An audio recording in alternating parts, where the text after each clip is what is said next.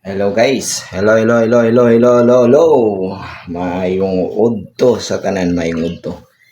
Ana po ko i-explain guys usa kini ka herbal. Herbal nga ginganlan og kalabo. Kalabo. Mao ni siya. Ug katong wala pa nakaila kung unsa nang naong sa kalabo, ako ipakita. Kani, mao ni siya. Tanan yung maayo guys. Katong wala nakaila sa dahon sa kalabo. Kay daghan pud nga wala nakaila ani mo ning kalabo. Kung simuto nimo, lagi siya baho. Kani siya guys. Usa lang ni kasagbot nga atong makita diya sa atong palibot.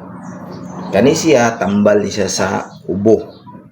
Ubo ha, tambal ni siya sa ubo ug sa mga panuhot-panuhot pud sa atong lawas. Kani siya unsaon paggamit ni? Kuhaon na to niyang dahon kana gani niglungag ninyo, human ninyo glungag, di ba muhubas na siya, ipatong na to sa ibabaw sa kanon. Mupayok man ni siya guys, mupayok ni siya. Siyempre ato tong kuhaon ni kahuman, pag tanaw na to nga napayok na, atong ipugaon na to. Puga man ni guys. Pag pugaan niya, katong iyang puga mo to atong imnon. Or sa mga bata, pwede po ni sa mga bata. Mo ni kalabo.